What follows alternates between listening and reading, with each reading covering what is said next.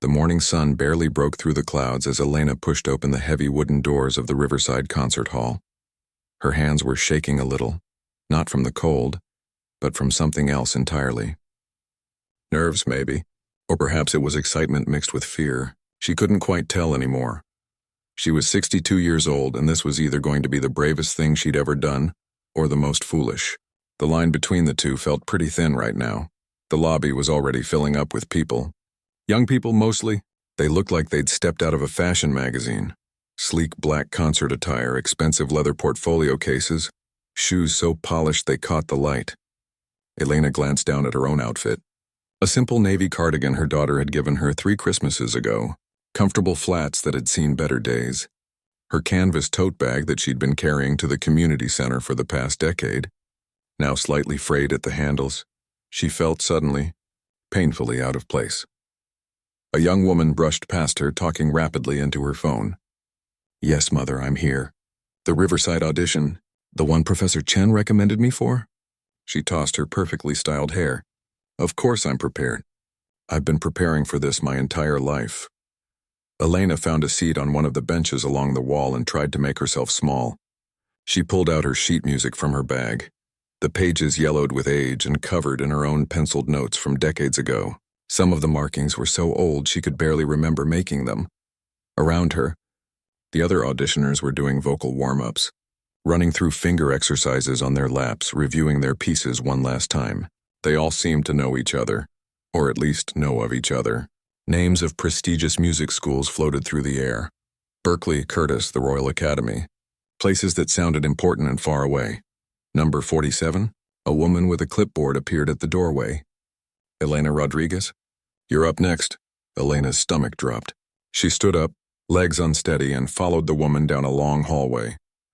Their footsteps echoed on the marble floor. The walls were lined with photographs of past performers, famous musicians who had graced this very stage. Their eyes seemed to follow her as she walked. "Just through here," the woman said, holding open a door. "Take your time getting settled. The judges will let you know when they're ready." Elena stepped into the audition room and immediately felt like she'd made a terrible mistake. The space was enormous. Rows of empty red velvet seats stretched back into shadows. The ceiling soared high above, decorated with intricate plasterwork. And there, in the center of the stage, sat a concert grand piano so beautiful it almost hurt to look at. The wood gleamed under the stage lights, black and perfect and intimidating. But it wasn't the piano that made her want to turn around and run. It was the 3 people sitting at the judges' table in the front row. The man in the middle looked to be in his 50s, with silver-streaked hair swept back from his forehead. He wore an expensive suit and had the kind of posture that suggested he was used to being the most important person in any room. He was reviewing some papers, a gold pen tapping against the table in an impatient rhythm. Elena recognized him immediately. Richard Blackwood. She'd seen his face on posters around the city. He was the principal conductor of the Riverside Symphony Orchestra, famous for his harsh critiques and even harsher reputation. People in the classical music world either revered him or feared him, sometimes both. He glanced up as Elena walked toward the stage, and she saw his expression change. Not dramatically, just a slight tightening around his eyes, a barely perceptible downturn of his mouth. It was the look someone gives when they're already disappointed before anything has even begun. "Name?" he asked, not even trying to sound interested. "Elena Rodriguez," she said quietly. Her voice barely carried across the room. "Speak up, please. We can't hear you back here." He said it like she was wasting his time. "Elena Rodriguez," she repeated, louder this time. He made a note on his paper. "And your credentials? Where did you train?" This was the question she'd been dreading. "I studied at Juilliard," she began, and saw a flicker of something, surprise maybe, cross his face. "Class of 1984, but that was a long time ago. For the past 30 years I've been teaching piano at the Northside Community Center." The change in his expression was instant. Whatever brief interest had sparked in his eyes died completely. He exchanged a look with the woman sitting to his left, a look that Elena knew all too well. It was the look that said, amateur, hobbyist, someone who gave up. "The community center," he repeated, and somehow he made those 3 words sound like an insult. "How nice. Well, We're running quite behind schedule today, so let's keep this moving. What will you be playing for us? Elena climbed the steps to the stage, her legs feeling like they might give out at any moment. Rachmaninoff's Piano Concerto No. 2, the first movement. She heard it then, the sound she'd been half expecting. A quiet scoff, brief, dismissive, but unmistakable. It came from Richard Blackwood. That's quite an ambitious choice, he said, leaning back in his chair. His tone made it clear what he really meant. Too ambitious for someone like you. Are you certain you wouldn't prefer something more appropriate to your skill level? Perhaps something by Chopin? A nice nocturne? Heat rushed to Elena's face. She wasn't sure if it was embarrassment or anger or some combination of both. I'm sure, she managed to say. He made another note on his paper, shaking his head slightly. Well, do proceed. Elena sat down at the piano bench and immediately had to adjust it. Her hands were trembling now. She could see them shaking as she placed her music on the stand. She tried to steady her breathing, but her heart was pounding so hard she was sure everyone could hear it. From somewhere behind her she heard whispers. The door to the audition room hadn't closed completely, and people were watching from the hallway. Waiting for their own turns, probably, curious about who was auditioning before them. Is that really Rachmaninoff's second? Someone whispered. Oh God, another voice replied. This is going to be painful to watch. Someone actually laughed. A young man's voice, barely trying to be quiet. Why do they even let people like this audition? It's just a waste of everyone's time. Elena's hands froze over the keys. For a long moment, she just sat there, staring at the ivory and ebony keys that had once been as familiar to her as breathing. But that was 30 years ago. 30 years of teaching scales to 7-year-olds. 30 years of playing Happy Birthday at community center celebrations. 30 years of dust gathering on her dreams. What was she doing here? She closed her eyes and suddenly she was 22 again, sitting in a practice room at Juilliard with her whole life stretched out before her like an open road. She remembered the weight of possibility, the feeling that anything was achievable if she just worked hard enough and wanted it badly enough. Then she thought of why she'd walked away from it all. Her sister's face pale in that hospital bed, 3 frightened children who needed her, the choice that hadn't really been a choice at all. No, she didn't regret it. She would make the same choice again in a heartbeat, but that didn't mean the music had ever left her. Elena opened her eyes. Her hands had stopped shaking. She positioned her fingers over the keys, feeling their cool smoothness beneath her fingertips. She took one deep breath, then another. In the front row, Richard Blackwood shifted impatiently in his seat, already reaching for his pen to write his dismissal. He had no idea what was about to happen. The silence in the audition hall felt thick enough to touch. Elena's fingers rested on the keys, perfectly still. She wasn't looking at her sheet music anymore. She didn't need to. This piece was written somewhere deeper than memory, carved into a part of her that had nothing to do with reading notes on a page. She thought about the first time she'd heard this concerto. She'd been 17, sitting in the nosebleed section of a concert hall in Boston with a ticket she'd saved 3 months to afford. The music had moved through her like electricity, like something alive. She'd cried without even realizing it, tears streaming down her face while the people around her shifted uncomfortably in their seats. That night, she'd gone home and promised herself that one day she would play it just like that. She would make people feel what she'd felt. Life had other plans, of course. Life usually does, but the music had never left her. Through everything. The late nights with sick children, the bills piling up on the kitchen table, the years that seemed to slip away faster and faster. The music had stayed, waiting, patient. Elena pressed down on the first key. The note rang out softly, tentatively, exactly as Rachmaninoff had written it. The opening of the second concerto is deceptive that way. It starts so quietly, so simply. Poise that you might think it's easy. You might think anyone could play it, you'd be wrong. Richard Blackwood shifted in his seat, already bored. He'd heard this piece butchered by overconfident students more times than he could count. He was all ready, mentally composing his feedback, the polite but firm rejection he would deliver. The woman had heart for showing up, he'd give her that much. But heart wasn't enough. It never was. Elena's left hand joined her right, and the chords began to build. Still soft, still careful. But there was something in the way she touched the keys A certainty, a weight, that made the female judge sitting next to Richard glance up from her notes. Then came the moment where the piece transforms. Elena's hands suddenly flew across the keyboard in a cascade of notes that seemed to tumble over each other like water over stones. The quiet contemplation shattered into something powerful, something that demanded attention. The piano sang out, not just sound but emotion made audible. Richard's pen stopped moving. Elena's entire body moved with the music now. Her shoulders swayed. Her head tilted back slightly as she hit a particularly high note, then forward as she dove back into the lower registers. Her feet worked the pedals with the kind of precision that only comes from thousands of hours of practice. Not the practice of someone who'd given up 30 years ago. The practice of someone who'd never really stopped. Because she hadn't. Had she? Every night after the children were asleep, after the dishes were done and the house was finally quiet, she would sit at the old upright piano in her living room, the one with the sticky E-flat key in the middle C that didn't quite hold its tune. She'd play with the volume turned down as low as it would go, her fingers moving through the pieces she'd once performed on stages like this one. The community, center kids, thought she was just a nice older lady who taught them their scales. They had no idea that the gentle Mrs. Rodriguez, who praised their clumsy renditions of Für Elise, had once been on the verge of something extraordinary, that she'd been offered a spot with a traveling orchestra, that critics had called her promising, brilliant, a name to watch. But her sister had needed her, and those 3 scared kids had needed her more than any stage ever would. She'd made her peace with that choice years ago, but the music, God, the music had never stopped calling to her. The melody soared now, Elena's fingers moving so fast they were almost a blur.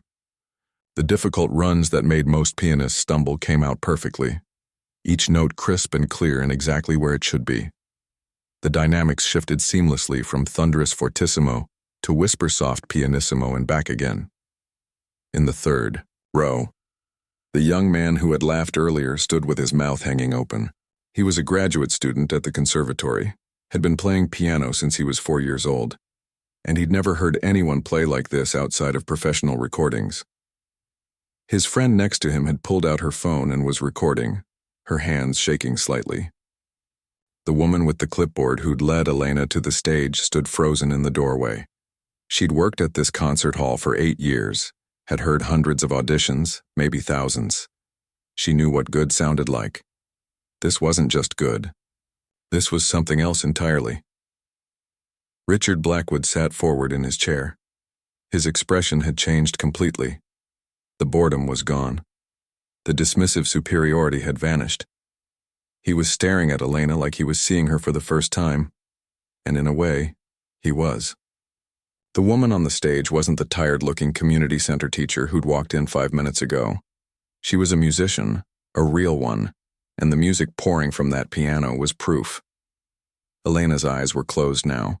She was somewhere else entirely, lost in the landscape of Rachmaninoff's creation. The piece moved through its valleys and peaks, its moments of despair and triumph.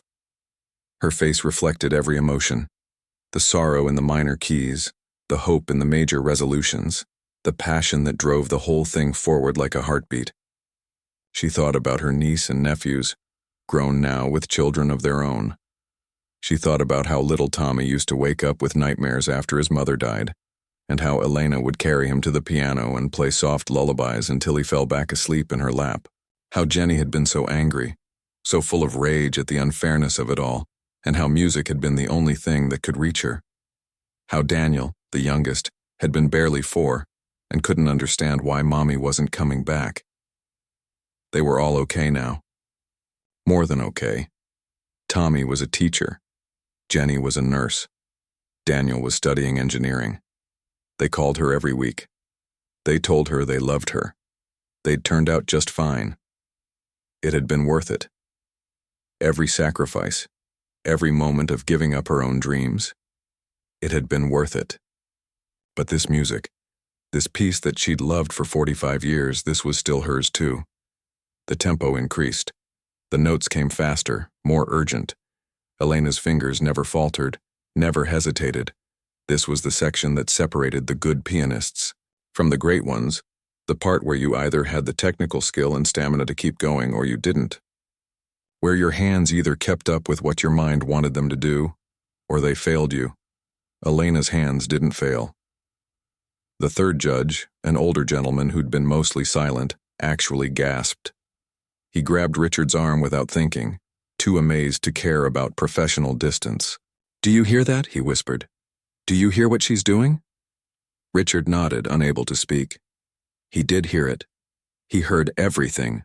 The perfect technique, yes, but more than that. He heard the years of living that informed every note. He heard the joy and the grief, the loss and the love all woven together into something that transcended mere performance. This wasn't just a woman playing a piano. This was a story being told, a life being shared, a heart being opened for everyone to see. The young musicians crowding the doorway had gone completely silent. Some of them had tears in their eyes. The girl who'd been talking about her professor's recommendation earlier felt something crack open in her chest, a realization that maybe, just maybe, she didn't know as much about music as she'd thought. That maybe technique and training weren't everything. That maybe you needed to actually live first, to have something real to say, before you could make an instrument truly sing. Elena moved into a quieter passage, her touch gentling on the keys. The storm had passed, and now came the reflection, the moment of breathing after intensity. Her hands moved with absolute confidence across the keyboard, finding each note like coming home. And still, she hadn't opened her eyes. Richard Blackwood realized his face was wet. He was crying. Actually crying, something he hadn't done during a performance in over 20 years. The last time had been at Carnegie Hall, listening to one of the greatest pianists of the generation play Beethoven's Final Sonata. This was like that.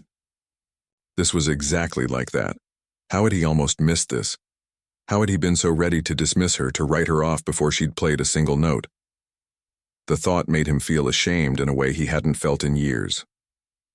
Elena's hands began to slow. The piece was approaching its conclusion. The final notes would come soon, and then, what? Would she disappear back to her community center, back to teaching children their major scales? Would the world let someone like this slip through its fingers again? Not if he had anything to say about it. The final chord resonated through the concert hall like a bell. Elena held it, letting the sound fill every corner of the massive space, letting it climb up to the ornate ceiling and bounce off the velvet seats and sink into the wooden floors that had absorbed 100 years of music. Then slowly, she lifted her hands from the keys. The silence that followed was absolute. No one moved. No one breathed. It was as if the entire room had been suspended in time, caught in the space between what had just happened and what would come next. Elena opened her eyes. For a moment, she looked confused, like someone waking from a very deep sleep. She blinked at the piano in front of her as if surprised to find herself there. Her hands were still trembling slightly, hovering in the air above the keyboard. Then she heard it. A sound that started small and grew bigger. One person clapping, then another. Then suddenly everyone, the judges, the musicians in the doorway, the staff members who'd gathered at the back of the hall, everyone was on their feet. The applause was deafening. Elena turned on the piano bench, shock written across her face. Richard Blackwood was standing, his hands coming together so hard it must have hurt. There were visible tears on his cheeks, and he wasn't bothering to wipe them away. The woman next to him was crying too, mascara running down her face, not caring at all. The older gentleman had his hand over his heart like he was trying to hold something in. In the doorway, the young man who had mocked her earlier was clapping, with his hands above his head, shaking his head back and forth in disbelief. His friend was still recording, tears streamy. Down her own face, other musicians were shouting, "Brava, brava," their voices cracking with emotion. The woman with the clipboard had her hand over her mouth, her shoulders shaking with sobs. Elena stood up slowly, unsure what to do with her hands. She'd imagined this moment 1,000 times when she was younger. The applause, the recognition, the validation that yes, she was good enough. Yes, she belonged here. But that was decades ago, and she'd let go of those dreams so completely that having them handed back to her now felt surreal. like it was happening to someone else. She gave a small, uncertain bow. The applause grew louder. Richard Blackwood wiped his eyes with the back of his hand and started walking toward the stage. He moved quickly, almost urgently, like he was afraid she might disappear if he didn't reach her fast enough. The other judges followed him. Elena climbed down the stage steps, her legs wobbly. She felt exhausted suddenly, like she'd run a marathon. Her fingers ached. She'd forgotten how demanding Rashmaninoff could be, how much he asked of your hands and your arms and your entire body. Richard reached her first. Up close, she could see that he'd gone pale. His expensive suit looked rumpled somehow, like the music had disheveled him. He opened his mouth to speak, then closed it again. For several seconds, he just stood there, staring at her like he couldn't quite believe what he'd witnessed. He started, then stopped. He cleared his throat. When he spoke again, his voice was rough. "Mrs. Rodriguez, I owe you an apology. A significant one." Elena shook her head, uncomfortable with the attention. "It's okay. I know what I look like. I know what people see when they look at me." "No," Richard said firmly. "No, it's not okay. I was dismissive. I was condescending. I judged you before you played a single note, and that was wrong. Completely, inexcusably wrong." He paused, struggling with words. "What you just did." "I haven't heard playing like that in years. Maybe decades." The female judge stepped forward, dabbing at her eyes with a tissue. "That was extraordinary," she said, her voice thick with emotion. "Just extraordinary. The technique was flawless, yes, but the feeling, the depth of emotion. You weren't just playing notes. You were telling a story. Where have you been?" The older gentleman had joined them now. He looked almost angry, but Elena realized it wasn't anger. It was frustration born of wonder. How is it possible that someone who plays like that has been hidden away in a community center? It doesn't make sense. Elena smiled, a sad sort of smile that held 30 years of complicated choices. "Life isn't always about what makes sense," she said quietly. "Sometimes it's about what needs to be done." "But you trained at Juilliard," Richard said. He'd pulled out his phone and was already searching something. "Rodriguez, class of 1984. Here, Elena Rodriguez." He looked up at her, then back at his phone. "You won the concerto competition your senior year. You were offered a position with the Pacific Symphony. There are reviews here calling you a rising star and exceptionally gifted." He looked at her, bewildered. "What happened? Why did you disappear?" Elena felt the weight of that question settle on her shoulders. It was a question she'd asked herself 1,000 times over the years, usually at 3 a.m. when the doubt crept in. Usually when she was tired and overwhelmed and wondering if she'd made the right choice. "My younger sister got sick," she said simply. "Cancer. She had 3 kids, 8, 6, and 4 years old. Their father had left years before and there was no one else. She asked me to take care of them if anything happened to her." Elena's voice stayed steady, but her eyes had gone distant, remembering. 2 months later, she was gone. The judges stood silent, listening. I had already accepted the orchestra position. I was supposed to leave for my first tour in 3 weeks. But those babies, they were falling apart. They didn't understand why their mom wasn't coming back. They needed stability. They needed someone who could be there, really be there, not someone flying around the country performing. Elena met Richard's eyes, so I walked away. I got a job teaching at the community center because the hours were flexible, and I could be home when they got out of school, and I raised them. "For 30 years, the female judge said softly. "For 30 years, Elena confirmed, "and I don't regret it. They turned out wonderful. They're kind people, good people. They have families of their own now. I got to see them grow up. Got to be there for every scraped knee and bad dream and graduation. That's worth more than any stage." Richard shook his head slowly. "But you never stopped playing." "No," Elena admitted. "I never stopped. I couldn't. The music is part of me. I just played quietly for myself after everyone else was asleep." She laughed a little. "My neighbors probably thought I was crazy playing piano at midnight." The older judge reached out and took her hand. His own hands were shaking. "Mrs. Rodriguez, do you know what competition you've just auditioned for?" Elena shrugged. "Some kind of showcase, I think. I saw the flyer at the library. It said they were looking for classical musicians of all ages and backgrounds. I thought maybe it was time. My youngest nephew just had his first baby, and I was holding this tiny person and I realized, I'm 62. If I don't do this now, I never will.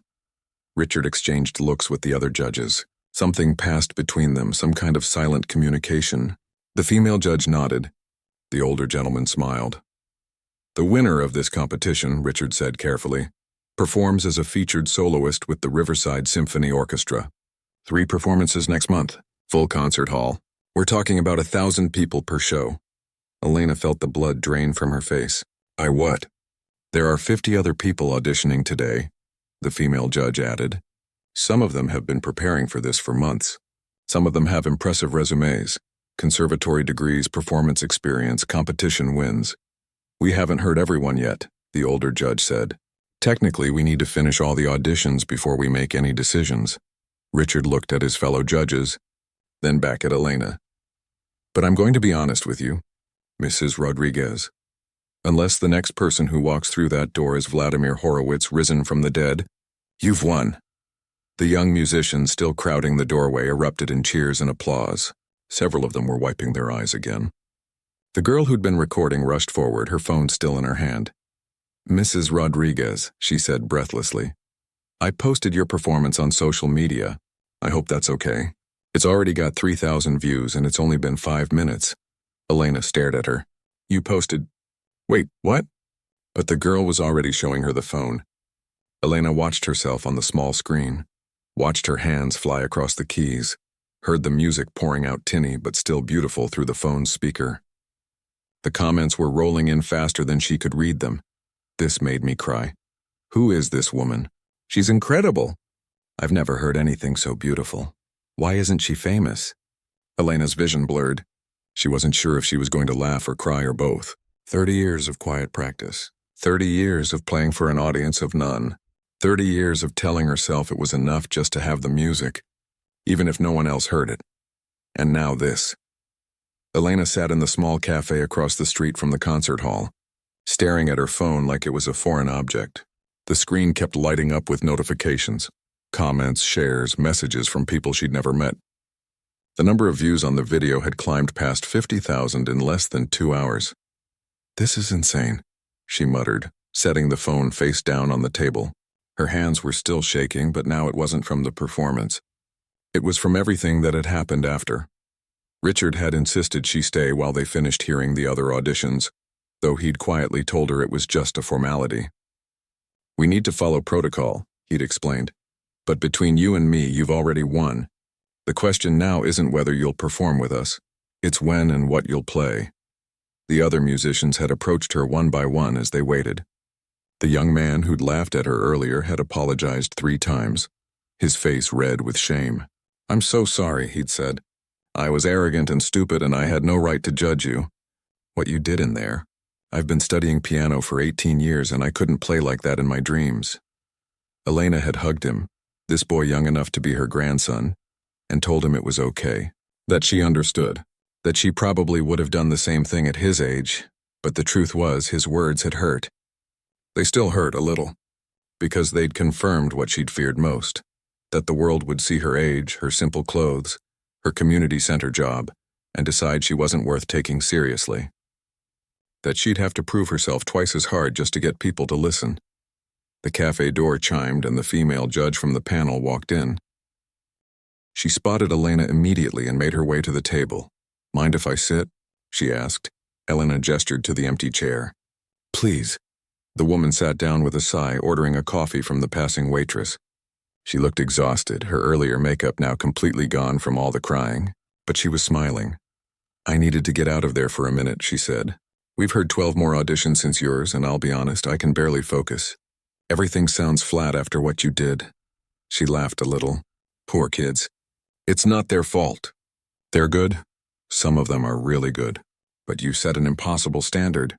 Elena felt a twist of guilt. I didn't mean to...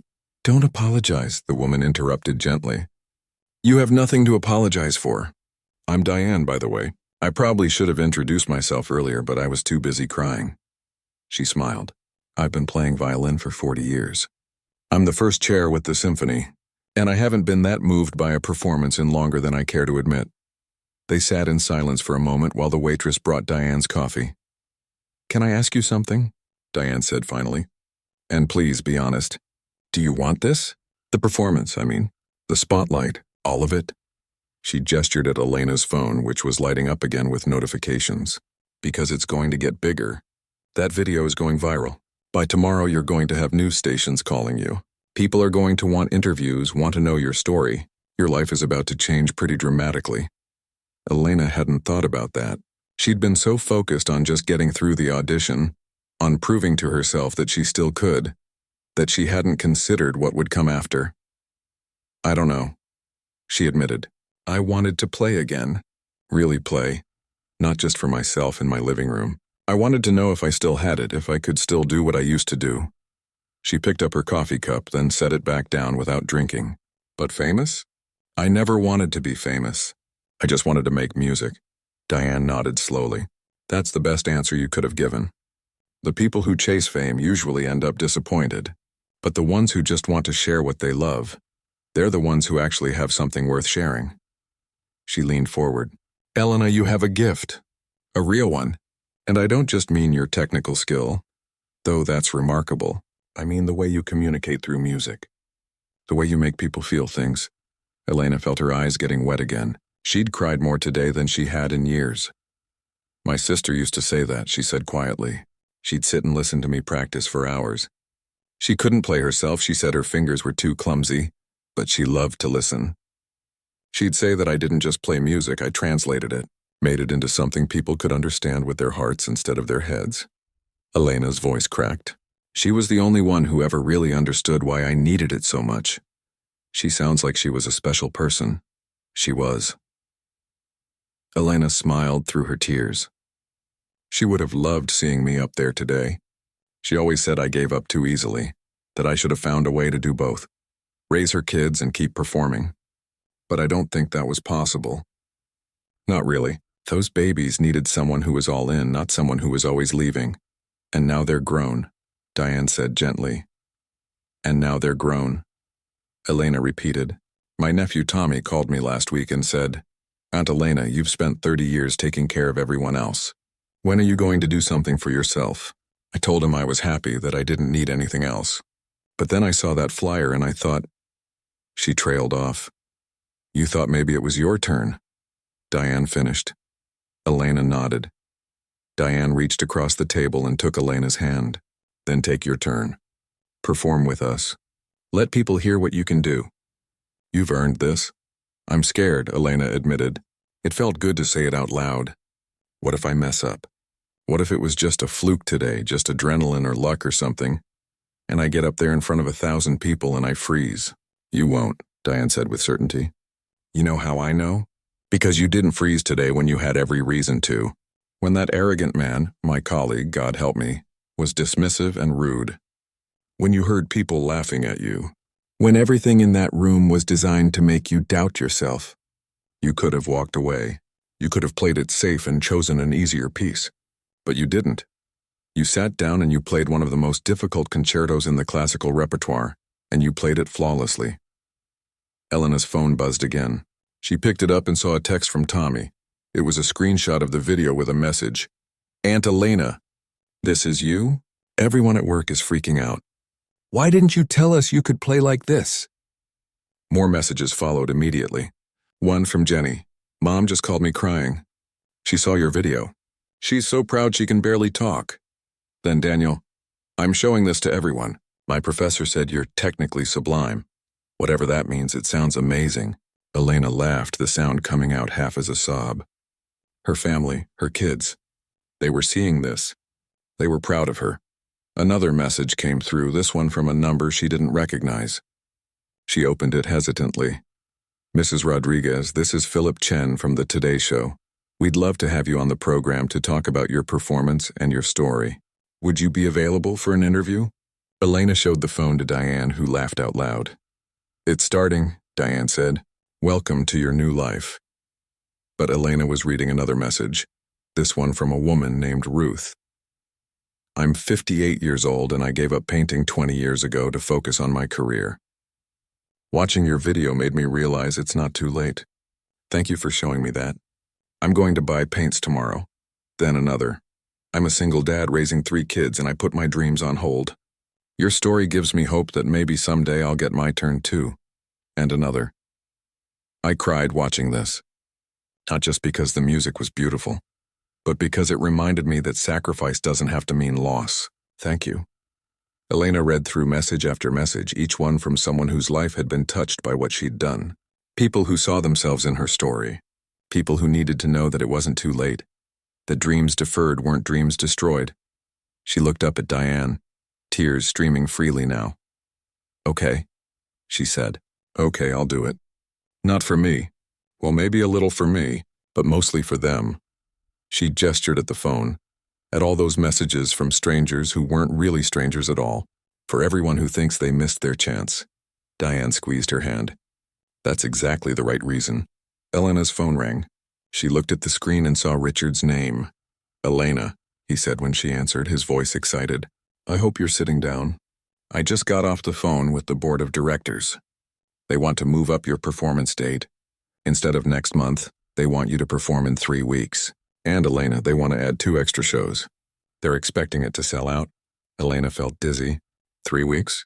3 weeks to prepare, to practice, to get ready for the biggest performance of her life. 3 weeks until she stood on that stage in front of thousands of people and showed them what 30 years of quiet practice had built.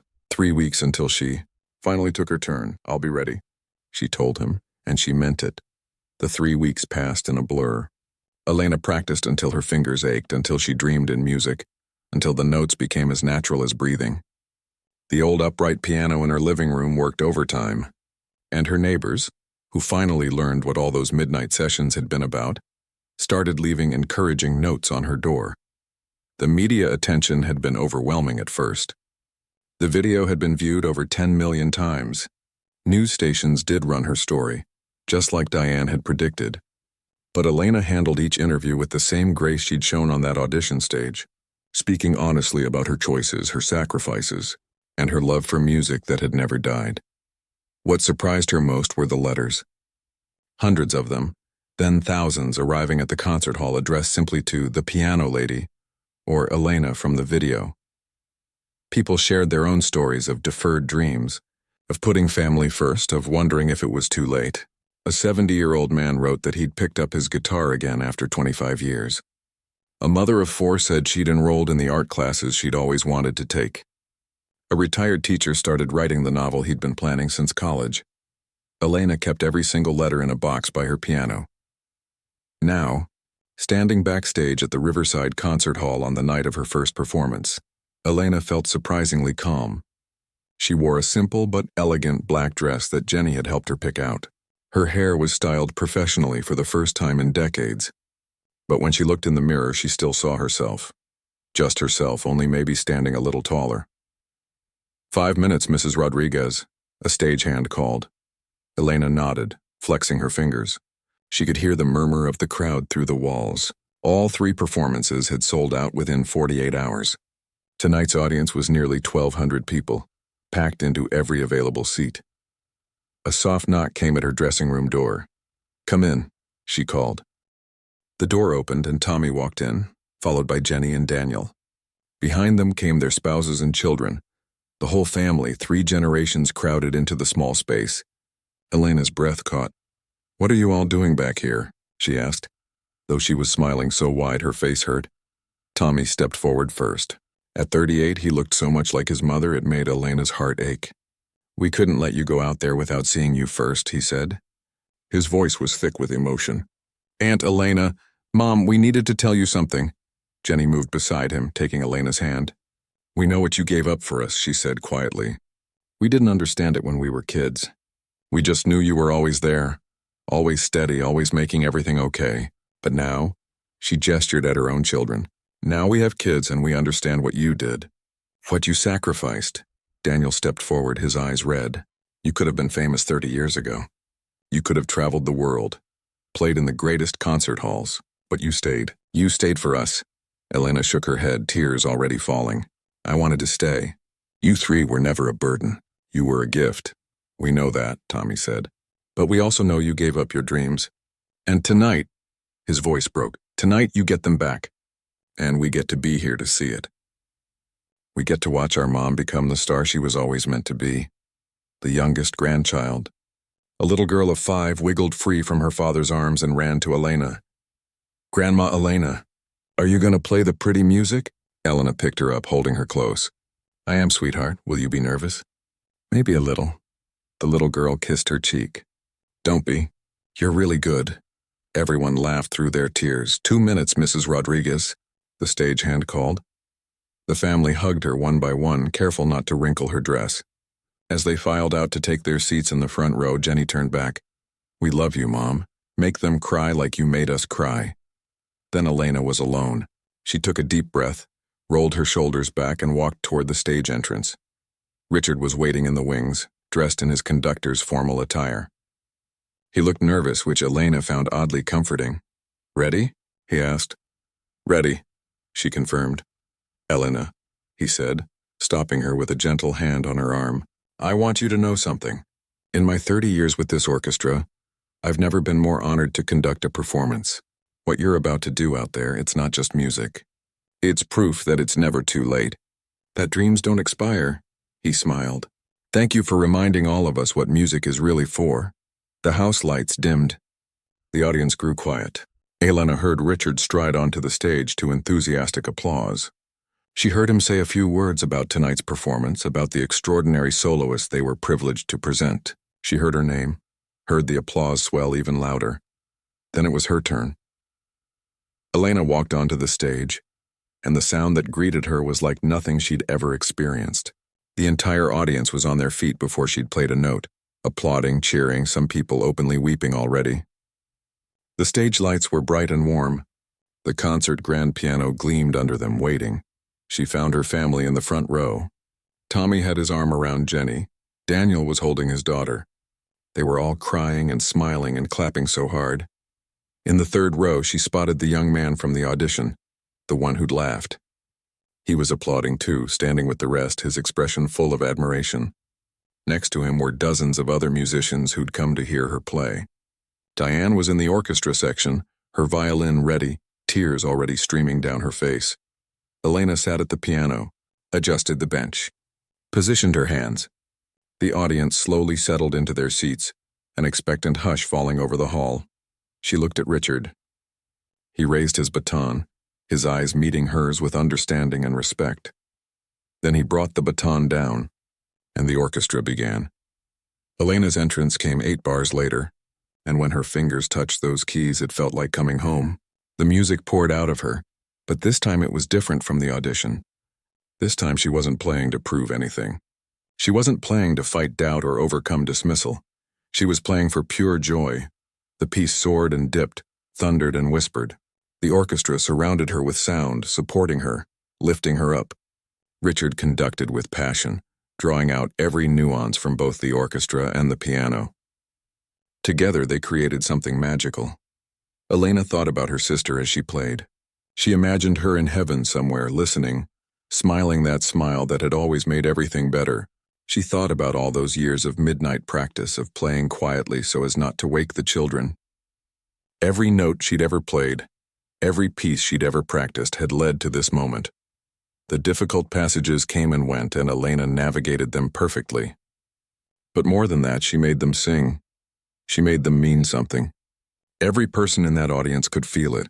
The love, the loss, the sacrifice, the hope. The story of a life lived fully, even when it didn't go according to plan.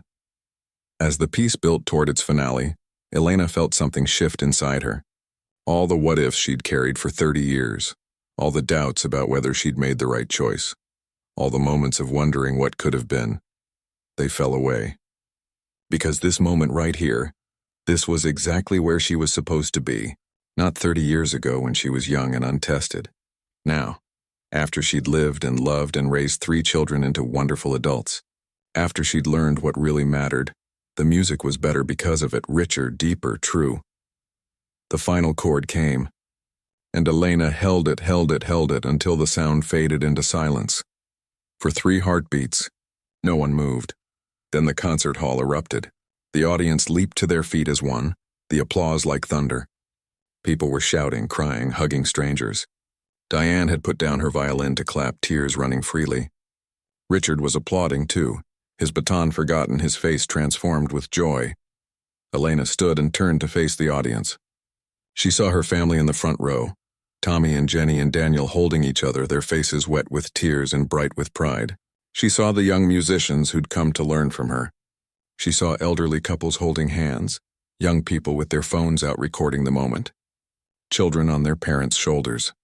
She saw 1,000 people who'd come to hear music and found something more, a reminder that life doesn't always follow a straight line, that detours can lead to destinations even more beautiful than the ones we'd planned. She took her bow, and the applause grew impossibly louder. Richard approached and took her hand, raising it high. The orchestra stood, applauding their soloist. Diane jumped up from her chair and rushed to embrace her, not caring about protocol. "You did it," Diane whispered in her ear. "You showed them everything."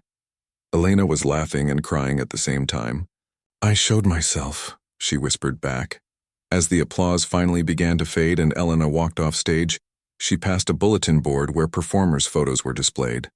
Someday soon her picture would hang there among the greats who'd played this hall, but right now she just wanted to hug her children. They were waiting for her backstage, all of them, and they rushed forward the moment she appeared. Tommy got there first, lifting her off her feet in a hug that said everything words couldn't. Then Jenny and Daniel, and then all the grandchildren, until Elena was surrounded by the family she'd chosen over fame all those years ago.